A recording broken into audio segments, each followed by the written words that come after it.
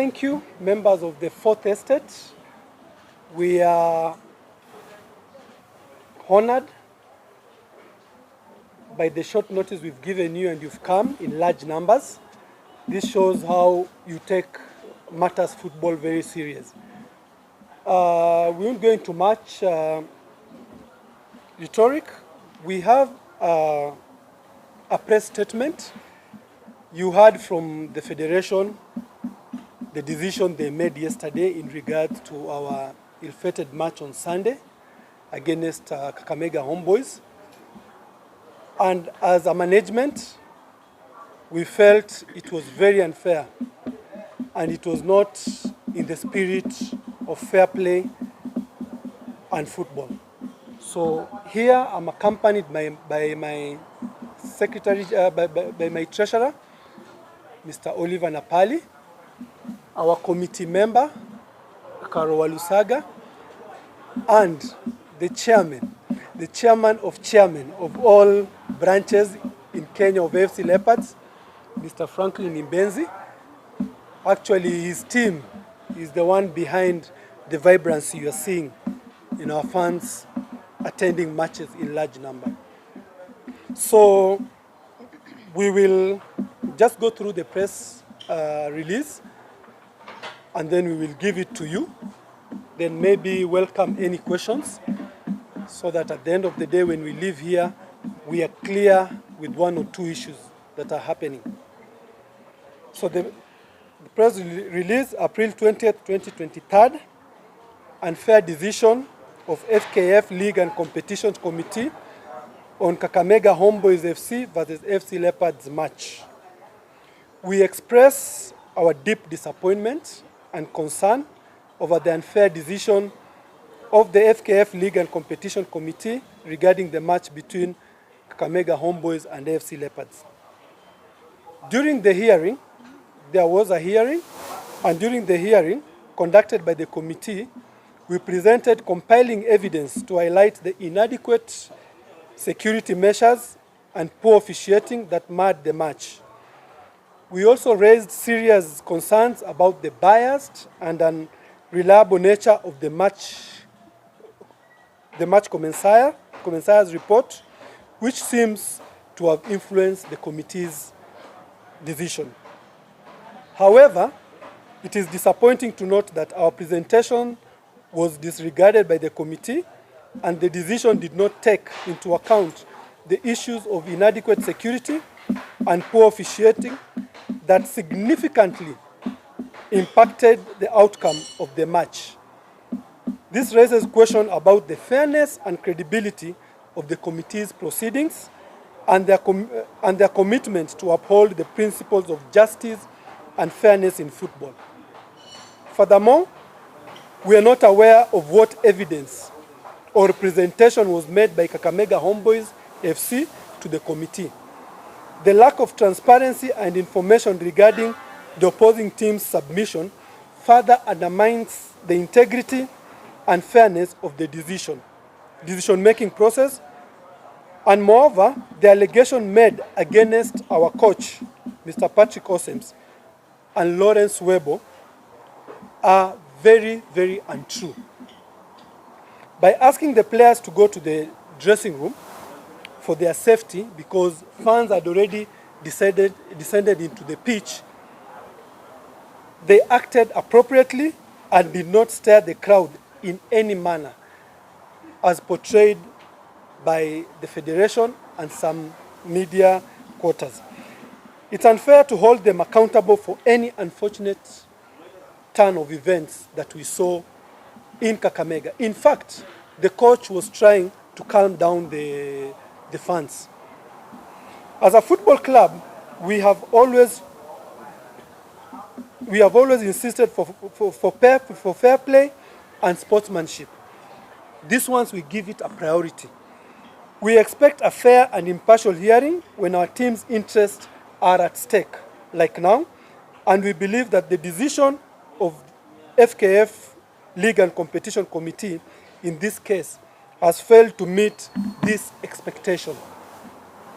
We urge the FKF to review and reconsider the decision, taking into account our evidence and concerns about inadequate security, poor officiating, and the biased match commissioner's report.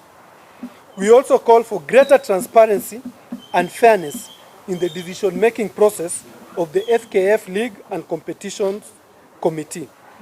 We remain resolute in our pursuit of justice and will not rest until our concerns are addressed and our team's rights are protected. Thank you. Signed by the chairman, and this is from the management of Afc Leopards. Thank you so much.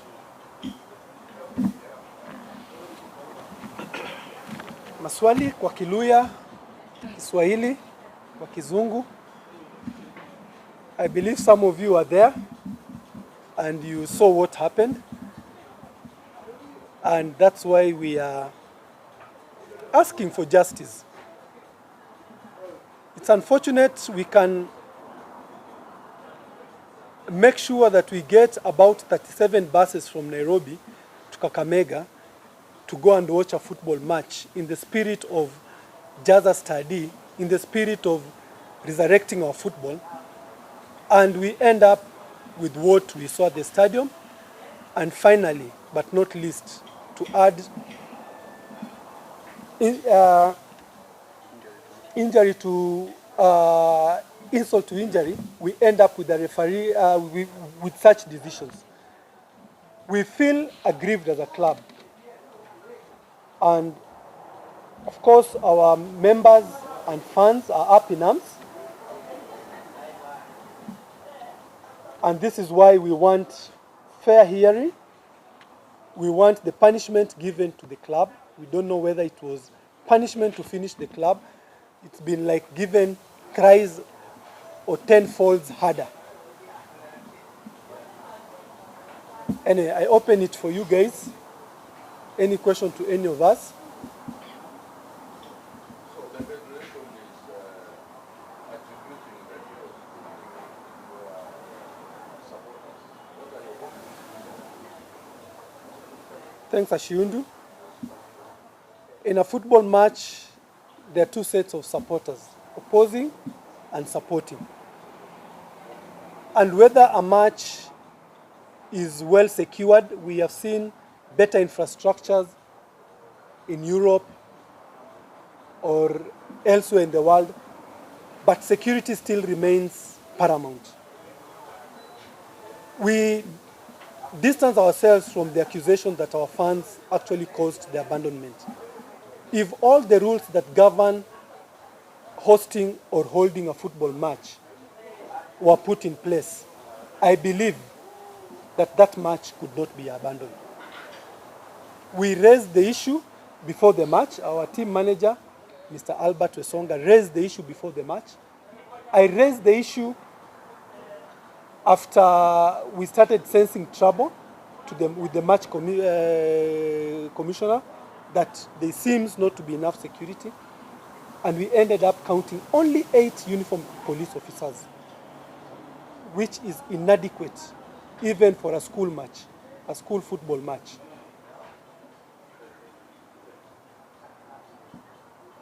Yes, Arocho? I've not heard your comment as far as the teaching nation is concerned, the beating up of the referee. Are you condemning, are you supporting that act? I've not heard you make any reference to that in your statement. Of course, we are here to discuss the decision of the committee. But as a club, we condemn acts of hooliganism, pitch invasion, with the strongest term possible. But again, when you look at the circumstances that precipitated this and provoked what happened, we strongly believe that the buck fully stops with the organizers of that match. In fact, it was very unfortunate for such a magnitude of a match, seeing fans just jumping into the stadium, coming to the stadium for free, with nothing to deter them from walking into the stadium free. So at the end of the day, if we don't put measures in place to deter whatever happened, it will always happen. And that's why it is important to make sure that we play our role as a club, because as Afc Leopards, we have really played our role. Since our football went down, and now we are trying to bring the Kenyan football up, with fans not attending matches at the stadium, we have actually been playing a role to try and drive fans back to the stadium.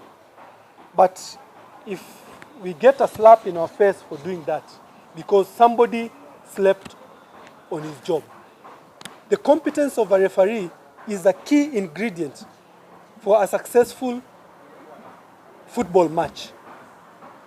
For example, if today Kenya Airways decides that a matatu driver will fly their passengers from Nairobi to Mombasa, I can tell you for free that plane will crash. I think with the refereeing we are seeing, those are the things that are making our football start losing the ground that it had gained. Hooliganism is unacceptable, but we, as the key stakeholders, as leaders of football in this country, must put measures in place to make sure that we don't provoke those crowds, to make sure that everything is held in harmony. And at the end of the day, we will not see such scenarios. We have played Kakamega Homeboyz in serious matches, high-stake matches than that, but we haven't seen this. So for today, for us to be here because of such a decision that the leagues and competition has made, it's unfortunate.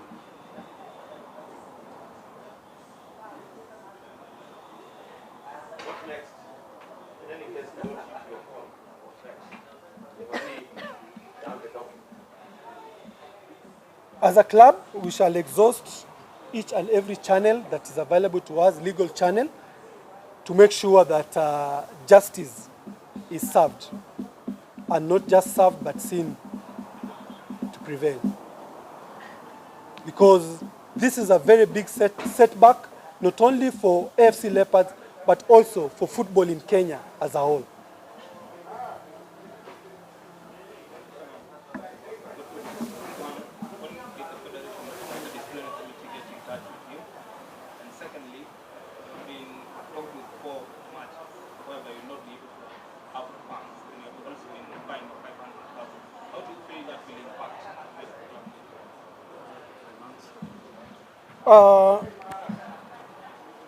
There was a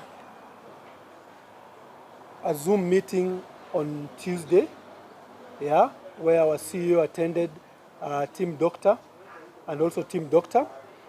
And of course, it was a sham, because it is only us who presented. The key reports from the referee was not there, from Homeboyz was not there, from the match commissioner was not there. No one was cross-examined.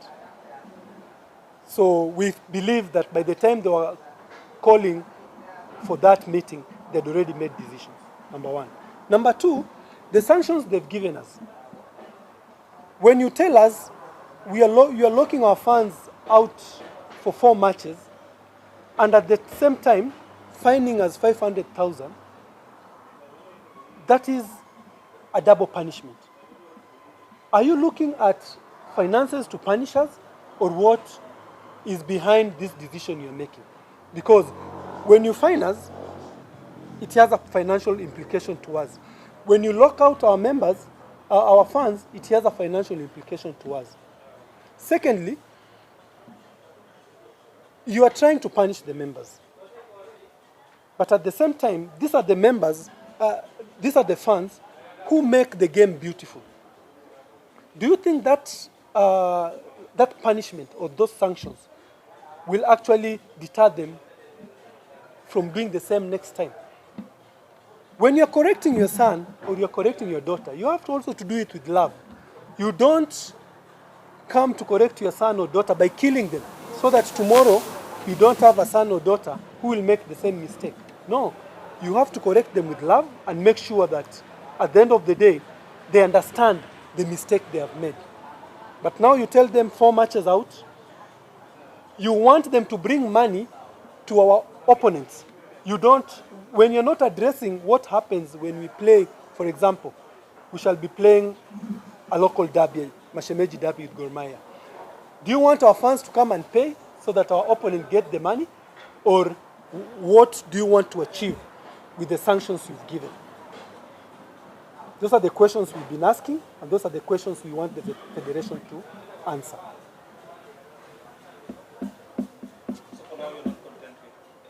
We are not content with this decision. We are not content with how they've gone about it. And we feel, a good example is the coach's decision. There is no way a coach, whether of whatever caliber, will want his players to mingle with the fans. When the fans came onto the pitch, that is when the coach and the technical bench and players walked out. Even Homeboyz team left the pitch because there was no security whatsoever. So you cannot leave your team on the pitch of play and everybody, it's a madhouse, everybody's in there. Yeah. Yes?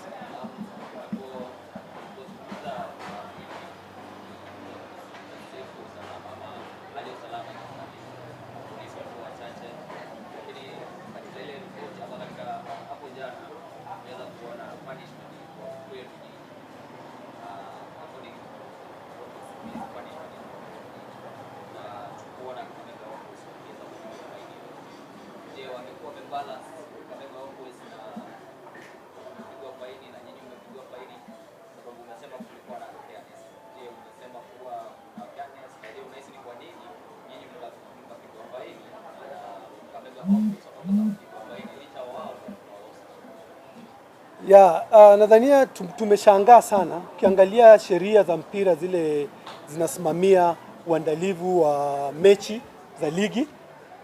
Timu ya nyumbani ndio inasimamia security. Na katika hii instant timu ya nyumbani ilikuwa Kakamega Homeboyz. Hivi leo hajatuambia ni nini ama ni adabu gani wamepatia Kakamega Homeboyz kuhusikana na ukosefu wa security katika kiwanja siku hiyo ya Jumapili. So sisi tunashangaa kama kuna jambo, kama kuna shida na kuna watu wawili wanagombana, lazima uangalie kiini kia labda hii tukio yote imetokea sababu ya Afc Leopards peke yake, ama hii tukio yote pia Homeboyz walikuwa na role ile waliplay. Kusema ukweli, ukiwa fair, Homeboyz wameplay role kubwa zaidi kushinda hata Afc Leopards. Because sisi tukicheza hapa, hata saa zingine tunacheza katikati ya wiki, pali mashabiki ni wachache zaidi. Tunaambiwanga tulete 2 platoons za GSU na regular police 20 uniformed. Sababu hiyo tu kuona au askari inakuwa deterrent ya mtu wote anaweza taka kuleta fujo. But wakati hawako kabisa, ni nini unafanyia Homeboyz kuhakikisha kwamba mechi ijayo watahakikika wanachangamuka na watafanya kila kitu ile iwezekanavyo kukuwe na security katika hiyo kiwanja? Hatujaona vitu kama hizo. Na pia mwisho kumalizia, hata referee hatujaambiwa referee ile kila mtu aliona ni serious incompetence. Ni hatua gani federation imechukua ama hiyo league and competition committee imechukua kuhakikisha kwamba vitu kama hizi hazitatokea katika mechi nyingine? Lakini hatusemi kama wangeseme Homeboyz wako na nini ya kujibu na wametupatia hizi sanctions zote tungekubali. Hatukubaliani nazo kabisa, sababu hii ni kuua mpira, na yetu tumejaribu kutengeneza mpira na tumefika pale tumefika. Mimi kivyangu binafsi jinsi nisikuwa Kakamega, lakini jinsi nilivyoona hiyo video huyo referee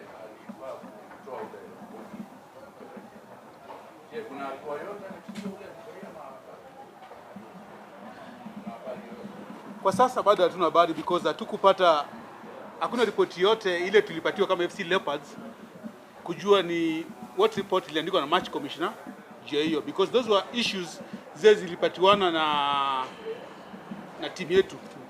Some of the allegations za kusema sisi the officiating was very poor zilikuwa documented well na wakati tuliandika barua katika FKF sio, but there's nothing tumepata from FKF in regard to the poor officiating, in regard to the security. The only thing wamebase ni FC ni kama ndio ilikuwa at fault. No. If you look at right now as the treasurer of Afc Leopards, tumebaniwa mechi 4. We are going to lose almost 12 to 3 million depending with the time ile game inachezwa. The FKF does not have a sponsor. How do they expect the club to run? Hizo ndio maswali nitakana tujibu. No. They should not be one-sided in making decisions. They should look at both sides of the coin so that they can decide on something when they have all the evidence in place. Lakini hao wamechukua ripoti ya Matchcom au ile hawajashare na sisi, wamechukua ripoti ya referee hawajashare na sisi na we make decision. They should call us on a round table, each of us to give a report so that at least tujue where is the problem. Yeah. But they should not just make a decision based on hearsay na vitu zingine. That is because even in the pre-match asubuhi vile my chairman amesema, we say the issue of security was raised. Hata Matchcom alisema yeye hapa kama hakuna polisi wa kutosha it's not proper. But he went ahead and agreed for the match to go on. So kuna vitu zingine zile FKF pia lazima come out clear and very clear in terms of implementation of the security and other measures.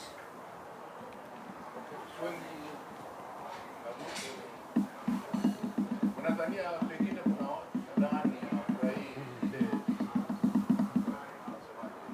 kuongezeka kwa ile fan base yetu, sababu kwa sasa kweli mashabiki wengine kutoka sana hii season na last season naona ni wengi sana, hata huko nishangaa na monitor unaweza kuwa kuna watu pengine hawafurahii ile movement ya I think vile chairman alikuwa amesema hapo awali, mabasi 37 zilitoka Nairobi. Na sisi tumekuwa tukibuild fan base yetu through the branches. Na tunawaambia the importance of attending our matches, whether home and away. Now we are trying to bring football back to where it was before unaona. And that is the motto that sisi kama club tunafanya. Kama watu na nia zingine huko nje, hiyo ni juu yao. But sisi what we want is to see football going up. That kama watu na nia mbaya na FC, it's up to them. But primary responsibility is to bring football back to where it was before. Na hii excuse ya mtu anasema ati tulikuwa tulifungwa na Bidco hapa mabao 4. Referee alipigwa? Hakupigwa. Homeboyz washatufungwa huko mara ngapi? In fact mpaka walikuwa na Twitter majina mengine.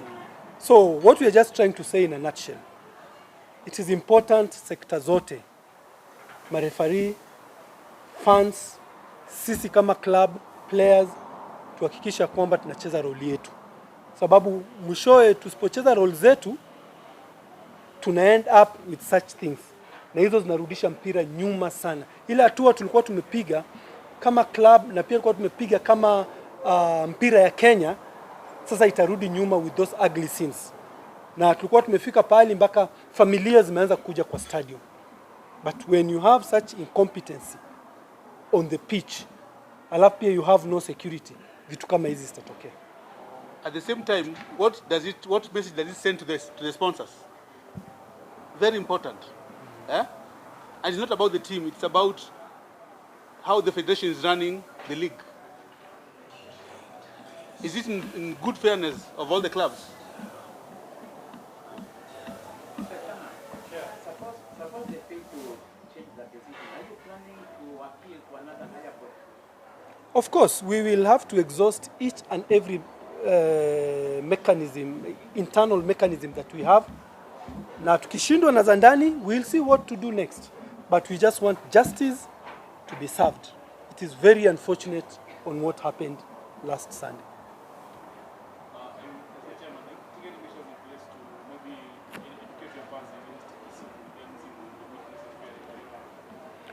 We have been doing that, and of course, from this incident, we will step up our awareness, our education awareness on what must be done by our supporters. You remember we used to have scenes of hooliganisms where people could break seats at Kasarani. Now it has stopped. And the reason why we have branches, that's an infrastructure to make sure that we police each other. And when our fans come to the stadium, we know the areas that each branch sits. And in case of anything, we can even identify the person who has done that.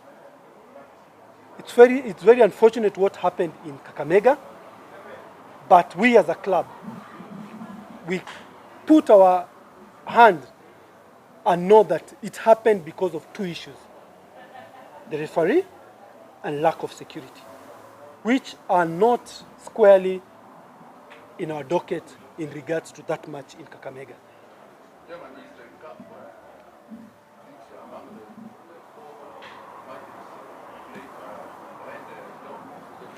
They are not clear because they said our matches. Our matches, that means our home matches. The cup match, we are neither home nor away. It is their match. And it's very unfortunate if they'll be looking forward maybe to make money from our fans, and yet they're denying us revenue from the same funds.